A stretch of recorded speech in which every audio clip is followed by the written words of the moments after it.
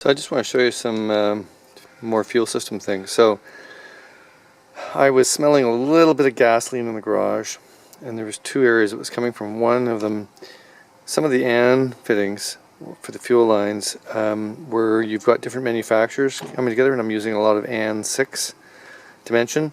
The surfaces, here's an AN fitting, this is a dash 6 as well, all these are dash 6. Different manufacturers, you might end up with slightly different profiles, slightly different finishes, and what happens is when you tighten the connectors up, they don't always line up perfectly, and you get a little bit of a leak. I'm not getting any fluid dripping out, but I smell a little bit of vaporization. I seem to hold pressure fairly well, but what happens here, you can see I'm putting this little gasket, this little aluminum gasket on the end of this, and if I then take a hose fitting and tighten it on there, this aluminum will deform and sort of fill the gap. So this is an aircraft industry kind of fix for AN fittings. So that's the first thing is some of my fittings under the hood. There's a little Y connector where it splits off to the two fuel pressure regulators rails, and that Y is it smells a little bit, so I'm going to see if this stops the smell. And the other thing is I'm replacing the way I vent the fuel tank with this Newton IPv6 tank valve, and this is the coolest thing. It's made in Britain, and what happens is if there's 0.05 psi of vacuum, in other words, the fuel pump is pulling on the fuel and the fuel cap is on, it's sealed, this will then release and let air go into the tank from outside. And if there's more than 3/4 of a psi of pressure with the tank maybe being hot and the fuel wanting to expand, it will then release. This is my little fitting that I just machined up for connecting the top connector of the fuel filler neck.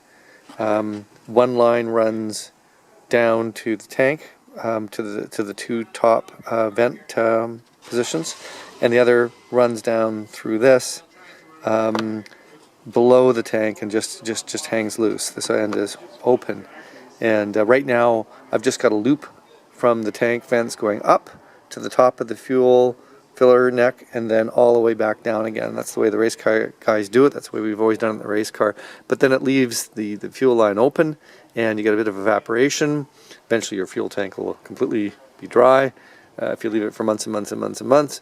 And this way there's no evaporation when the car is static, sitting in your garage.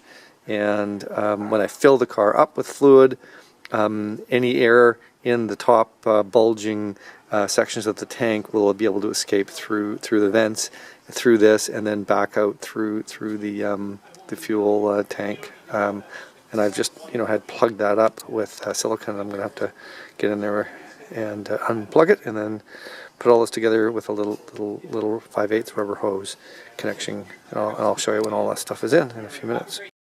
Well, I'm kind of under the car here. So there's the IPv6 valve installed below the bottom of the tank.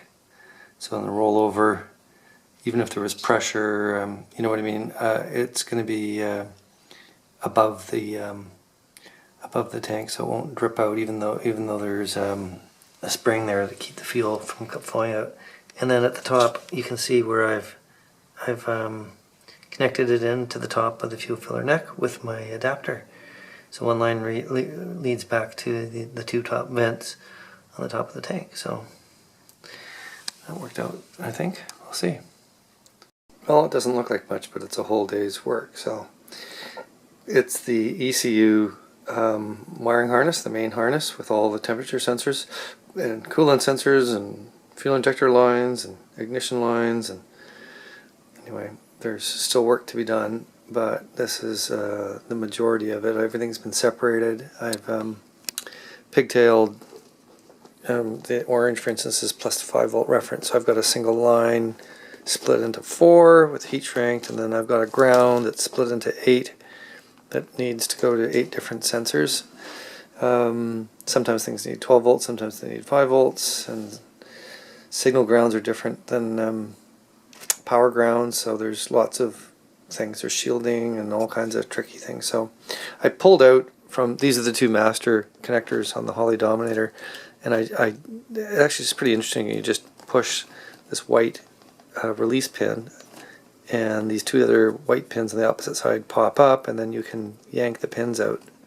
So I've removed all the unused pins, and because I've got the Dominator, it's got 3 extra sets of connectors, so I'm going to run all my specialized custom I/O on the other connectors and just leave these ones alone, so they're only for the main engine sensors, and all the extra goodies that I'm adding will go on a separate cable. And then some of this stuff runs to the fuse and relay panel.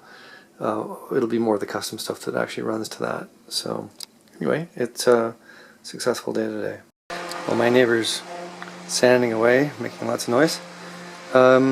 Yeah, so I've got the fuel injector pigtail done, and it runs out so that the 8 injectors are in a single connector over here.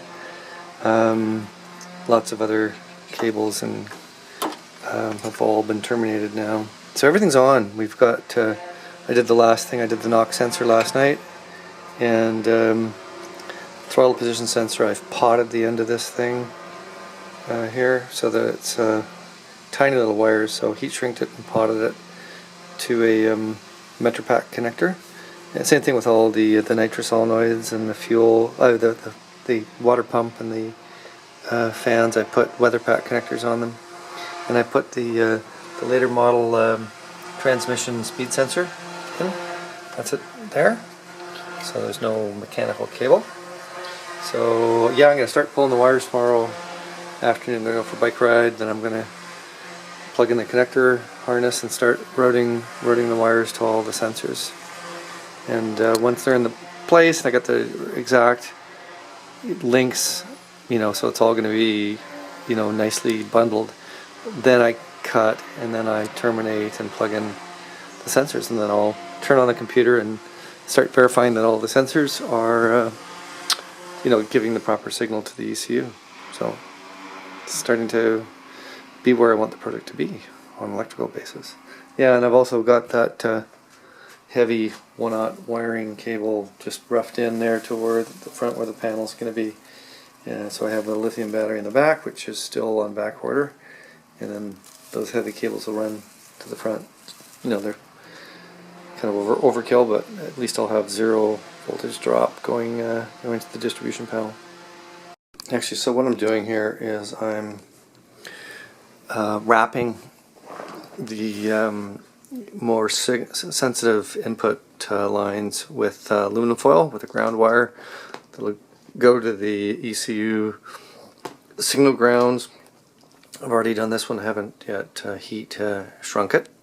That's the throttle position sensor, and this is the knock sensor, and over there we've got the 2 Hall effect sensors for cam and crank,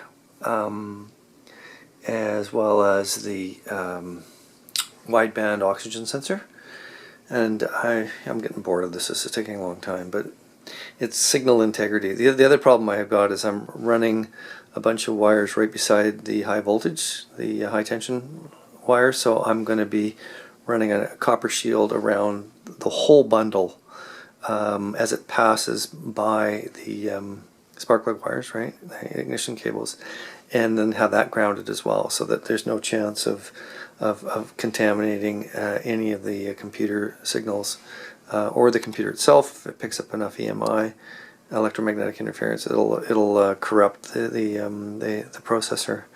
So anyway, this is sort of penny what is it, penny wise, pound foolish, but basically I'm being super careful and wanting to, as an electrical engineer should, you know, make sure that the wiring is perfect. So anyway, taking a little longer than I'd like, but when all the signal integrity is bang on perfect, then I know I don't have to worry chasing around gremlins on that side of things.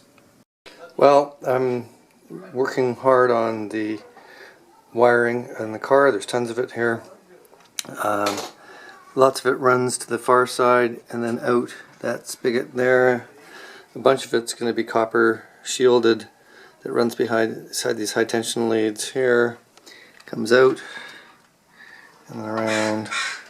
It'll all be in a wiring loom, of course, and then to the various connectors and such. And the ones like the knock sensor and throttle position sensor, I've already shielded those. And on the other side over here, there's a ton more of shielded and unshielded ones that'll be dealt with. So we're working hard and starting the distribution of the power and relay stuff as well. So it'll take me another couple of days to pull all the wires and start getting the connectors themselves attached to the wires. But it's starting to look like the wiring is underway here.